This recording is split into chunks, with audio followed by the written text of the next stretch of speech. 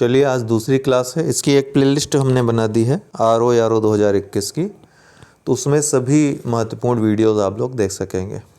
ठीक, चलिए। विनियोग विधेयक आज इंग्लिश हिंदी दोनों में रहेगा ये PDF। विनियोग विधेयक के संबंध में निम्नलिखित कथनों पर विचार कीजिए, और इंग्लिश वाले भी देख सकते हैं। ठीक है, जूम करके आप इसको पॉज करके देख लीजिए। ठीक है, फिर उत्तर अपना चुनिए। विनियोग विधेयक के संबंध में निम्नलिखित कथनों पर विचार कीजिए। पहला है, विनियोग विधेयक केंद्र सरकार को अपनी परिचालन आवश्यकताओं के लिए भारत के लोक लेखा से धन निकालने की अनुमति देता है। तो लोक लेखा और संचित निधि आप समझते होंगे। दूसरा, विनियोग विधेयक एक धन विधेयक है। तीसरा, संसद में एक विनियोग विधेयक के पारित न होने पर सरकार को त्यागपत्र देना पड़ता है। ऑप्शन है ये। तो इसमें पहला वाला तो गलत है, ये संचित निधि से धन निकालने की अनुमति देता है, न कि लोक लेखा से, तो पहला गलत। दूसरा, विनियोग विधेयक एक धन विधेयक है, बिल्कुल धन विधेयक की प्रक्रिया अपनाई जाती है विनियोग विधेयक के लिए। और संसद में एक विनियोग विधेयक के पारित होने पर सरकार को त्यागपत्र देना होता है। क्यों? क्योंकि इंग्लैंड की जो प्रणाली है, वेस्टमिंस्टर प्रणाली इसको कहते हैं, सामूहिक जो प्रतिनिधित्व का सिद्धांत होता है, सामूहिक उत्तरदायित्व का सिद्धांत होता है, वो भारत में लागू है। तो मंत्री कोई अगर विधेयक लाता है, लोकसभा में अगर विधेयक गिर जाता है तो पूरी सरकार गिर जाती है। तो दूसरा और तीसरा बिल्कुल सही है, बी वाला राइट आंसर है।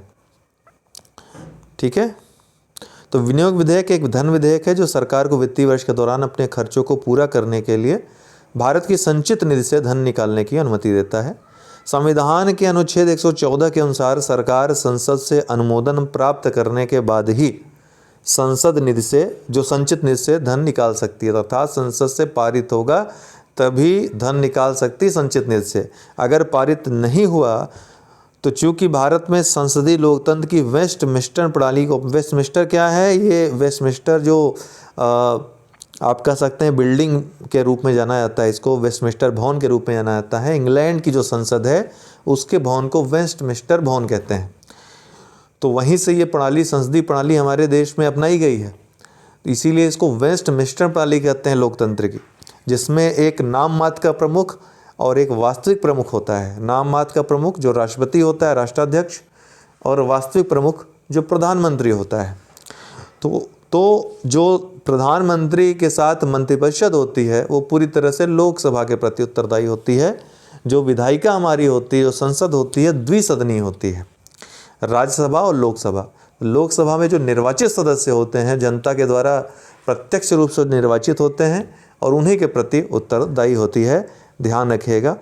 न्यायालय की अवमानना के संबंध में निम्नलिखित कथनों पर विचार कीजिए। न्यायालय की अवमानना, तो न्यायालय की अवमानना संविधान के अनुच्छेद 19 के तहत वाक और अभिव्यक्ति की स्वतंत्रता के लिए एक उचित प्रतिबंध के रूप में कार्य करती है।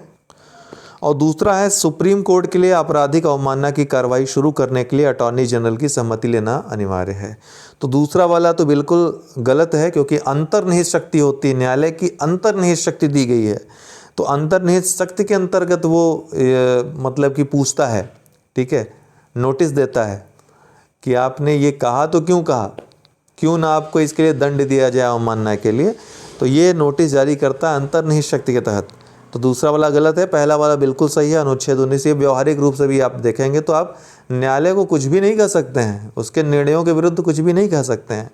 तो पहला वाला जो है वो सही है, दूसरा वाला गलत है। तो इसका राइट आंसर हो जाएगा क्या? B, only 2। ठीक है, ओनली 2 इसका राइट आंसर हो जाएगा।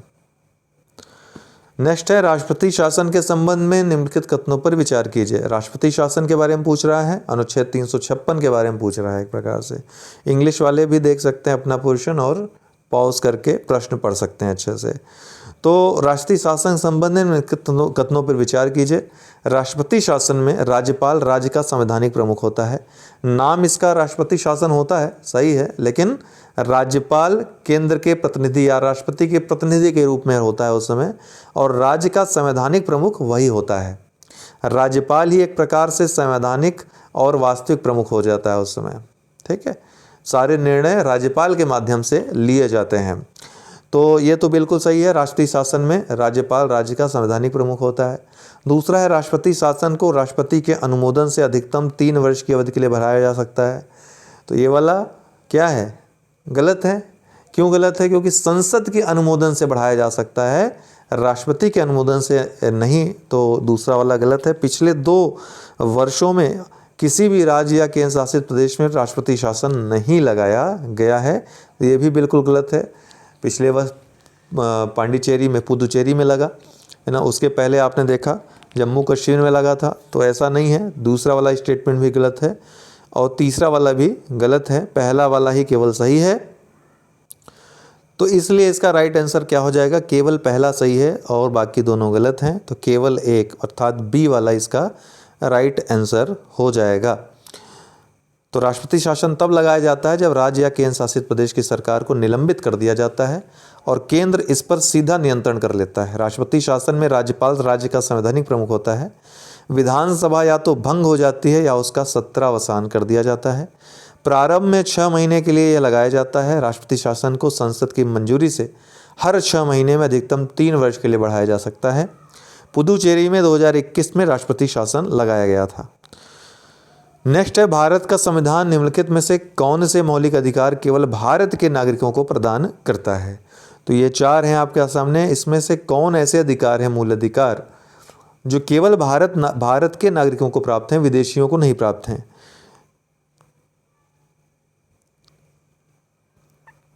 तो वाक और अभिव्यक्ति की स्वतंत्रता बिल्कुल सही है। अनुच्छेद 19 केवल भारत के नागरिकों को प्राप्त है।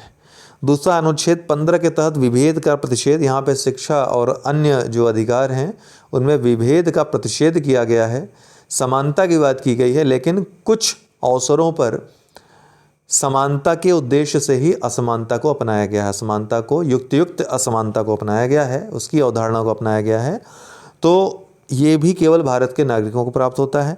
लोकसभा और राज्य विधानसभा के चुनाव में वोट देने का अधिकार, जो कि अनुच्छेद 14 में निहित है। हालांकि वोट देने का, मत देने का अधिकार और चुनाव लड़ने का अधिकार ये संवैधानिक अधिकार है जो अनुच्छेद 326 के तहत हमको प्राप्त होता है, सभी नागरिकों को प्राप्त होता है। लेकिन अनुच्छेद 14 इतना व्यापक है कि ये सभी प्रकार की समानता के जो तत्व हैं उनको अपने अंदर सिमेटे हुए है। तो कोई भी यहाँ का नागरिक जो है भारत का, वो वोट दे सकता है, जिसके लिए योग्यता तय की गई है 18 वर्ष की, ठीक है। उससे ऊपर 18 वर्ष या उसके ऊपर का व्यक्ति वो चुनने का अधिकार और चुने जाने का अधिकार दोनों रखता है। या फिर अगर जो उसके लिए, जैसे विधानसभा और विधान परिषद, राज्यसभा, संसद आदि में जो चुने जाने की निर्धारित आयु रखी गई है, उस आयु को अगर प्राप्त कर लेता है, एलिजिबिलिटी हो जाती है, तो वो चुनाव लड़ भी सकता है और इसी तरह चुनाव में मत दे भी सकता है। उसे किसी आधार पर, जो आधार दिए गए हैं, जन्म, लिंग, धर्म, इन या वंश, जाति, स्थान, निवास आदि के आधार पर उसे रोका नहीं जा सकता है, ठीक। जबकि विदेशियों को ये अधिकार नहीं मिले हुए हैं।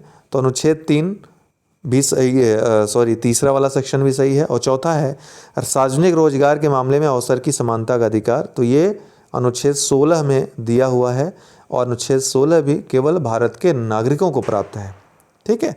तो पहला, दूसरा, तीसरा, चौथा चारों ही सही हैं।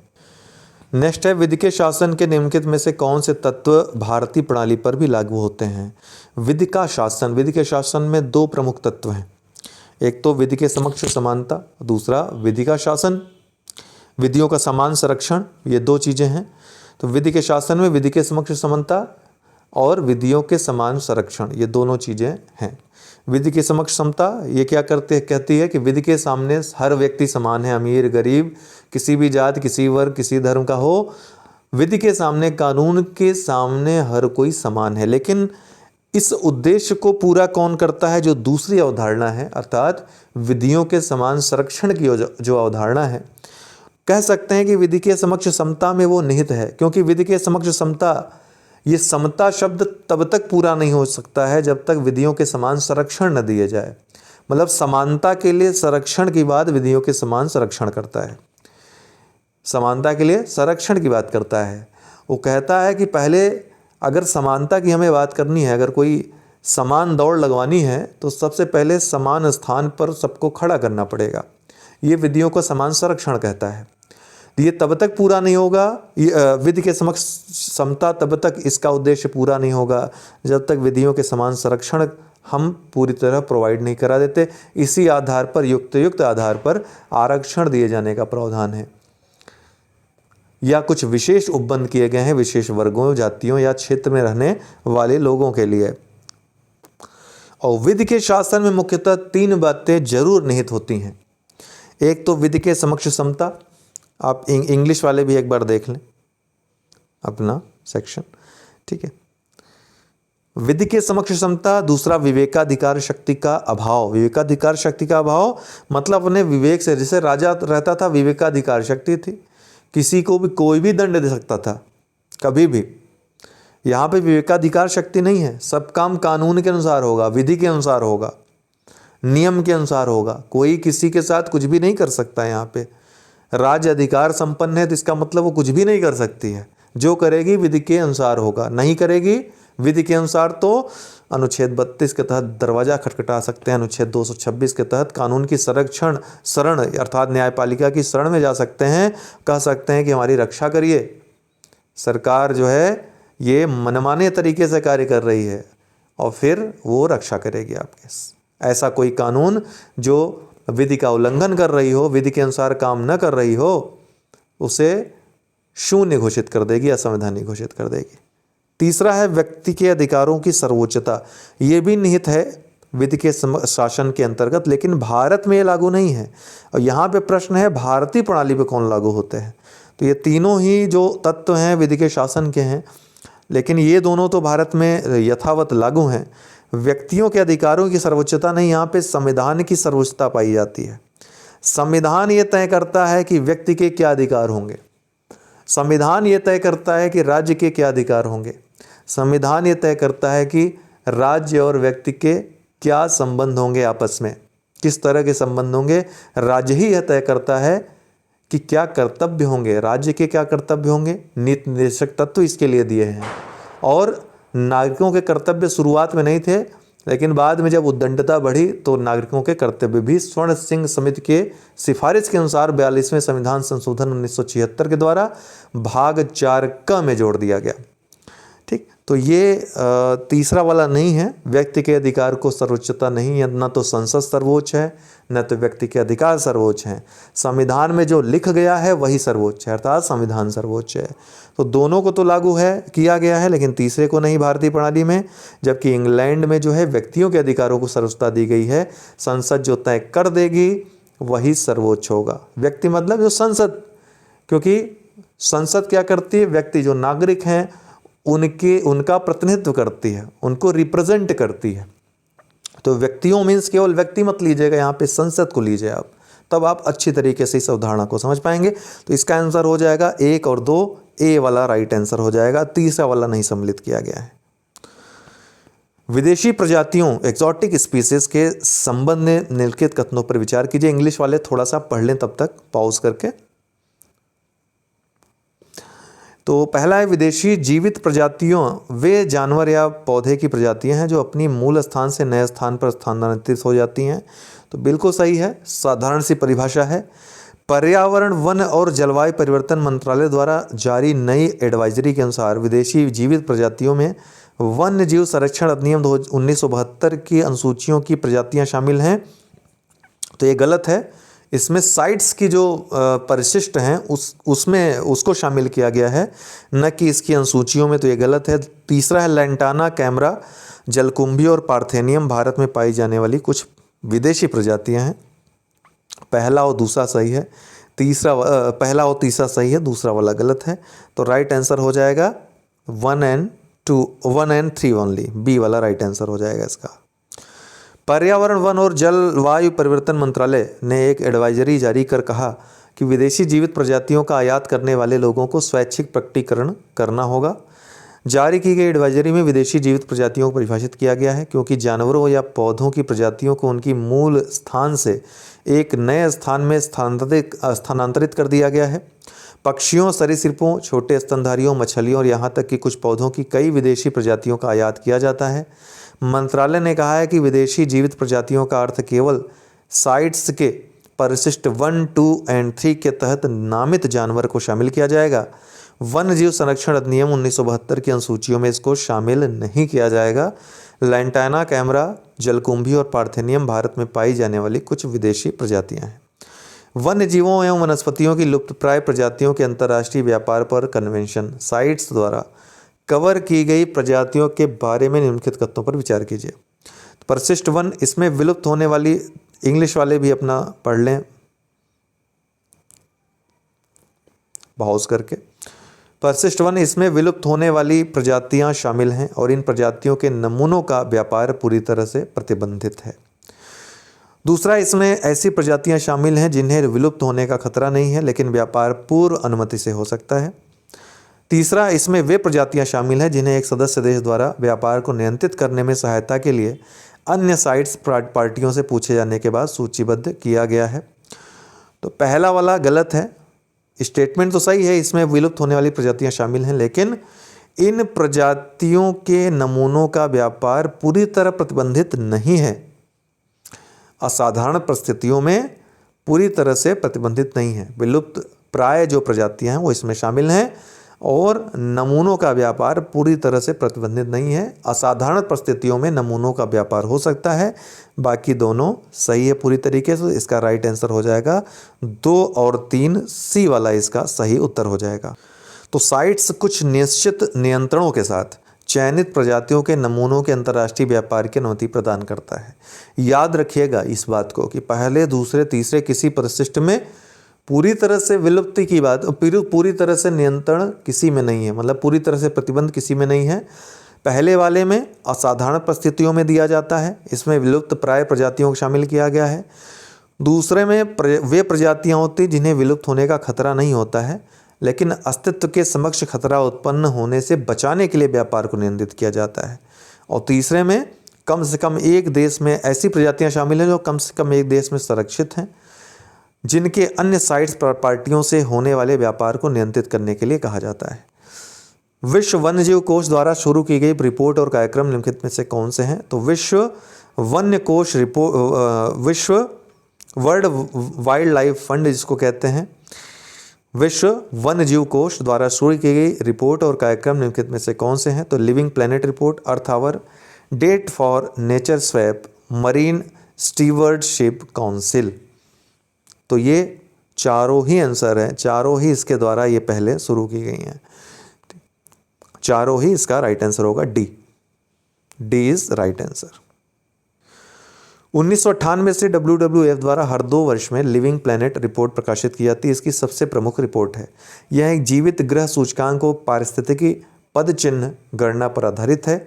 इसके अलावा WWF ने अर्थ आवर और डेट फॉर नेचर स्वैप सहित कई उल्लेखनीय विश्वव्यापी अभियान शुरू किए हैं और इसका वर्तमान कार्य 6 क्षेत्रों में किया जा रहा है: भोजन, जलवायु, मीठे जल, वन्य जीवन, वन और महासागर। अन्य जो कार्यक्रम और अभियान है इसके स्वस्थ विकास, मरीन स्टीवर्डशिप काउंसिल। ये क्या है? स्वतंत्र गैर लाभकारी संगठन है और स्थायी मत्स्यायन के लिए एक मानक निर्धारित करता है। इसके अलावा healthy grown potato eco brand जो बड़े पैमाने पर खेतों व एकीकृत कीट प्रबंधन खेती के तरीकों का लाभ उठाकर उपभोक्ताओं को उच्च गुणवत्ता वाले स्थायी रूप से उगाए गए पैकेज्ड और शिप किए गए आलू प्रदान करता है। यह भी WWF की पहल है। UNEP कोलंबो घोषणा संबंधित है। किससे संबंधित है? जो कोलंबो घोषणा है, कोलंबो डिक्लेरेशन किससे संबंधित है? यूनाइटेड नेशन इन्वायरमेंटल प्रोग्राम का जो है। तो ये वैश्विक नाइट्रोजन चुनौती से संबंधित है। सी वाला इसका राइट आंसर है। तो संयुक्त राष्ट्र पर्यावरण कार्यक्रम के सदस्य राज्यों ने कोलंबो घोषणा को अपनाया जो वैश्विक नाइट्रोजन चुनौती से निपटने का आह्वान करता है। कोलंबो घोषणा को अंतर्राष्ट्रीय नाइट्रोजन प्रबंधन प्रणाली के तकनीकी समर्थन के साथ विकसित किया गया है। INMS UNEP और वैश्विक पर्यावरण सुविधा द्वारा समर्थित अंतर्राष्ट्रीय नाइट्रोजन पहल की एक संयुक्त गतिविधि है। इसका लक्ष्य 2030 तक, कब तक? 2030 तक नाइट्रोजन कचरे को आधा करना है। निम्नलिखित में से कौन सा राष्ट्रीय उद्यान यूनेस्को की विश्व धरोहर स्थल और भारत में रामसर स्थल है? Which of the following is a national park, UNESCO world heritage site and a Ramsar site in India? तीनों दिया है, तीनों में से कौन स्थल दोनों में शामिल हैं ये पूछ रहा है। तो सुंदरवन दोनों में है और केवलादेव दोनों में है। मानस केवल यूनेस्को के विश्व धरोहर स्थल में है, रामसर में नहीं है। ठीक है, तो पहला और तीसरा राइट आंसर होगा बी। ठीक है, संविधान के निम्नलिखित विषयों को उनके क्रमानुसार व्यवस्थित कीजिए। अब क्रमानुसार मतलब किस भाग, कौन सा भाग पहले आता है ना। तो सहकारी समितियां किस में आएंगी, 9 का ख में आएंगी, है ना। 9 में पंचायत है और 9 के क में नगर पालिका है, 9 के क में है। आपात उपबंध 18 में है और अधिकरण 14 के क में है। अब आपको समझ में आ गया। और सबसे पहले क्या होगा, 9 का क मतलब नगर पालिका है, तो सबसे पहले 2 हो जाएगा और उसके बाद सहकारी समिति अर्थात 1 हो जाएगा और फिर 4 हो जाएगा, फिर 3, 2 1 4 3, 2 1 4 3। बी वाला इसका राइट आंसर हो जाएगा, बी वाला राइट आंसर हो जाएगा। निम्न में से कौन सा सुमेलित नहीं है, पूछ रहा है। सुमेलित नहीं है, संविधान की विशेषताएं एक तरफ है, एक तरफ स्रोत कहाँ से लिए गए हैं। तो राष्ट्रपति पर महाभियोग ये कहाँ से लिया गया है, आप देखिए, इंग्लिश वाले भी देख लें। तो राष्ट्रपति पर महाभियोग यूएसए से लिया गया है, अमेरिका से, जर्मनी, ये पहला ही गलत हो गया। बाकी राज्यपालों की नियुक्ति कनाडा से, समवर्ती सूची ऑस्ट्रेलिया से, संविधान में संशोधन दक्षिण अफ्रीका से। तो पहला वाला ए वाला राइट आंसर है इसका। ठीक है, ए वाला राइट आंसर है। निम्न में से कौन सा भारतीय नागरिकता प्राप्त करने का वैध आधार हो सकता है। अब वैध आधार, तो 5 आधार दिए गए हैं, वही 5 आधार यहाँ पे दिए गए हैं, तो बहुत ही आसान है इनको टैकल करना। ठीक है, तो ऑल ऑफ द अबव इसका आंसर हो जाएगा। ठीक है, सभी जन्म से, वंश के आधार पे, पंजीकरण द्वारा, प्राकृतिक रूप से और क्षेत्र समाविष्टि के द्वारा। तो उपरोक्त सभी, डी इसका राइट आंसर होगा। संविधान के किस अनुच्छेद के तहत संसद को नागरिकता संबंधी कानून बनाने का अधिकार प्राप्त है। तो नागरिकता के अधिकार अभी नागरिकता संशोधन अधिनियम में लाया, किसके तहत, अनुच्छेद 11 के तहत। सी वाला राइट आंसर है। निम्न में से सही कथन चुनना है। तो भारतीय राज्यों के पुनर्सीमन की व्यवस्था करता है अनुच्छेद 2, और अनुच्छेद 3 क्या करता है, उन राज्यों से जो भारतीय संघ के हिस्से नहीं उनसे संबंधित है। इसका राइट आंसर क्या होगा, इंग्लिश वाले भी अपना सेक्शन देख लें। तो इसका क्या होगा, कोई भी सही नहीं है ना, इसका उल्टा दे दिया गया, ये होना चाहिए, ये होना चाहिए। मतलब अनुच्छेद 2 के तहत उन राज्यों को शामिल किया जा सकता है जो भारतीय राज्य में, संघ में शामिल नहीं है।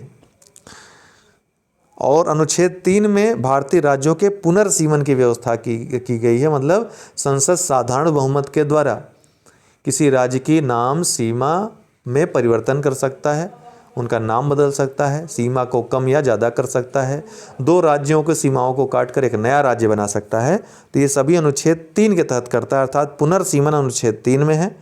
और भारतीय संघ के जो हिस्से नहीं हैं ऐसे क्षेत्र को शामिल करना भारतीय संघ में या अनुच्छेद 2 के तहत दिया गया है। तो इसका कोई भी सही नहीं होगा। हिंदी चलिए करिए। यमुना का पर्यायवाची कौन सा है, जल्दी से बताएंगे। यमुना का पर्यायवाची कौन सा है पूछ रहा है। तो कालिंदी है, डी वाला राइट आंसर है, कालिंदी। ठीक है, अगला है निम्नलिखित में से कौन सा शब्द निषीध का पर्यायवाची नहीं है, पूछ रहा है। निषीध का पर्यायवाची इसमें से नहीं है। ये पर्यायवाची पूछ रहा है, तो पर्यायवाची लगभग समान अर्थी शब्द होते हैं। ऐसा नहीं कि बिल्कुल ही मेल खाएं, कभी कभी ऐसा होता है कि लगभग समान उनका अर्थ होता है। तो निषीध के रात्रि, रजनी और निशा, ये तीनों ही निषीध के पर्यायवाची हैं। इसमें तम जो है, तम मतलब होता है अंधकार, तम जो है ये पर्यायवाची नहीं है निषीध का, बाकी सभी पर्यायवाची हैं। तो सी वाला इसका राइट आंसर हो जाएगा।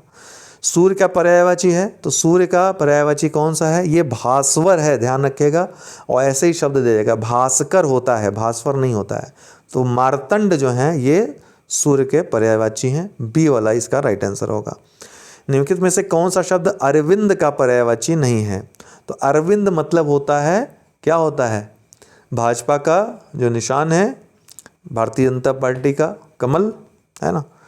तो पंकज, जलज और अंबुज तो अरविंद के पर्यायवाची हो गए। कौन नहीं है पूछ रहा है, तो मिलिंद नहीं है, ए वाला राइट आंसर है, ए इज द राइट आंसर। पर्यायवाची शब्द का अर्थ क्या होता है, अर्थात पर्यायवाची किसे कहते हैं, विलोमवाची, प्रतिविलोमवाची, समानाभास, समानार्थी। बहुत अच्छा प्रश्न है ये। तो पर्यायवाची शब्द का क्या अर्थ होता है? समानार्थी। समान अर्थ जैसे निकलता हो तो पांचवें का डी वाला राइट आंसर होगा। प्राची का पर्यायवाची शब्द है प्राचीन, प्रकृत, पूर्व या प्रज्ञा। तो प्राची का मतलब क्या होता है? पूर्व। प्राची से ही प्राचीन बना है, तो पूर्व इसका राइट आंसर होगा। पर्यायवाची क्या है प्राची का? पूर्व। सी वाला राइट आंसर है। तरंग शब्द का पर्यायवाची है तरंग, तो तरंग शब्द का पर्यायवाची क्या है? डी। उर्मी जो है पर्यायवाची है तरंग शब्द का, तरंग। जंगल शब्द का पर्यायवाची, तो जंगल शब्द का पर्यायवाची इनमें से क्या है? कांतार। कांतार जो है ये जंगल शब्द का पर्यायवाची है। क्रोध शब्द का पर्यायवाची कौन सा है? तो क्रोध अमर्ष, बी वाला राइट आंसर है। अमर्ष, क्रोध अमर्ष। बिजली शब्द का पर्यायवाची नहीं है पूछ रहा है, तो दामिनी, तड़ित और चंचला ये बिजली शब्द के पर्यायवाची हैं। वितुंडा ये बिजली शब्द का पर्यायवाची नहीं है, लेकिन वितुंडा पूछे आपसे किसका पर्यायवाची होता है, तो हाथी का पर्यायवाची होता है। किसका? हाथी का पर्यायवाची होती है वितुंडा। हालांकि इसका पर्यायवाची इसमें नहीं है बिजली का, तो वितुंडा नहीं, बाकी तीनों पर्यायवाची हैं बिजली के। जिसका इलाज न हो सके, जिसका इलाज न हो सके तो उसको क्या कहेंगे? असाध्य। क्या कहेंगे? असाध्य। जिसका इलाज बहुत कठिनाई से हो उसे क्या कहेंगे? दुःसाध्य। उसको क्या कहेंगे? दुःसाध्य। लेकिन पूछा क्या है? जिसका इलाज हो ही ना सके, तो अ मतलब नहीं, साध मतलब न हो सके इलाज, तो ए वाला राइट आंसर है। जिसे जीता न जा सके, जिसे जीता न जा सके तो अजेय। जिसे जाना न जा सके वो क्या होगा? अज्ञेय। जिसको पराजित न किया जा सके अपराजेय। और जिसे बहुत कठिनाई से जीता जा सके वो दुर्जेय। जो बहुत कठिनाई से हारता हो दुर्जेय। तो इन सब का अर्थ भी जानते रहिए। अजेय इसका राइट आंसर होगा, जिससे जीता न जा सके। जिस स्त्री का पति जीवित है उसके लिए उपयुक्त शब्द है। जिस स्त्री का पति जीवित है, जिस स्त्री का पति मृत है उसको विधवा कहेंगे। जिस स्त्री का पति जीवित है उसे सधवा कहेंगे। बी वाला राइट आंसर होगा। जो क्षीण न हो सके उसके लिए उपयुक्त शब्द है। जो क्षीण न हो सके तो अक्षय, अक्षय। ठीक, जिसका क्षय न हो या जो क्षीण न हो सके, सी वाला राइट आंसर है। बहुत अधिक बोलने वाला, बहुत अधिक बोलने वाला तो वाचाल। अगर पूछे बहुत कम बोलने वाला तो मितभाषी। क्या? मितभाषी। बहुत कम बोलने वाला मितभाषी, और बहुत ज्यादा बोलने वाला वाचाल। जिसके सिर पर चंद्र हो, जिसके सिर पर चंद्र हो, चंद्रमौली या चंद्रशेखर, बी वाला राइट आंसर है। बाकी चक्र को धारण करने वाला चक्रधर, और चंद्रग्रहण का मतलब समझते हैं चंद्रमा में ग्रहण लग जाए। जिसके हृदय में ममता नहीं है, जिसके हृदय में ममता नहीं है तो क्या हो जाएगा? वो निर्मम, निर्मम। तिलक लगाने में किस अन्न का प्रयोग उपयुक्त होता है? तो आप सभी को पता होगा, अक्षत लगाते हैं। बी वाला राइट आंसर है। जिसका जन्म छोटी जाति में हुआ हो, निचले वर्ण में हुआ हो, उसके लिए किस शब्द का प्रयोग करते हैं? अंत्यज, अंत्यज। सी वाला राइट आंसर है। जो सब कुछ जानता है, सब कुछ जानता है, उसे क्या कहेंगे? सर्वज्ञ, सब कुछ। ज्ञानी मतलब जानने वाला या ज्ञान रखने वाला। बहुज्ञ मतलब जो बहुत कुछ जानता हो। त्रिकालज्ञ मतलब जो तीनों कालों की जिसको जानकारी हो। लेकिन सर्वज्ञ मतलब वो कालातीत हो, तीनों कालों के परे भी जो जानता हो और सब कुछ जानता हो, सर्वज्ञ हो जाएगा। डी वाला राइट आंसर हो जाएगा। प्लेलिस्ट में ये सारे वीडियोस देख सकते हैं। वीडियोस की संख्या में बढ़ोतरी होगी। कल से परीक्षा खबरी सुबह की वीडियोस ज़रूर देखें, क्योंकि उसमें मुख्य परीक्षा विशेषांक शामिल होगा। मुख्य परीक्षा पर विशेष ध्यान केंद्रित करते हुए आगे वीडियोस आएंगे। पर मंथ जिस तरह से मैगजीन आती थी हमारी मंथली करंट अफेयर्स की, वो आपको मिलती जाएगी। प्रीलिम्स मुख्य परीक्षा के लिए क्रैश कोर्स, यूपी पीसीएस 2022 के लिए फाउंडेशन बैच, ये आपके नवंबर में शुरू हो रहे हैं। आप लोग इनरोल हो सकते हैं। आरओ प्रीलिम्स क्रैश कोर्स के लिए रात में भी बता देंगे आप सभी को किस तरह से शेड्यूल 30 दिन का बनाएं कि आप आराम से क्वालिफाई कर ले जाएं। तो बहुत बहुत धन्यवाद। और रामायण वीडियो इसका जो आरओ का आएगा करंट अफेयर्स का, तो वो अगर 5 दिसंबर को आपका एग्ज़ाम है जैसे, तो 20 नवंबर तक मैं 5 दिसंबर को एग्ज़ाम है, तो 15 नवंबर तक मैं दे दूंगा आपको। 15 से 20 नवंबर के बीच आपको रामायण वीडियो मिल जाएगी। ठीक है, तो बहुत बहुत धन्यवाद।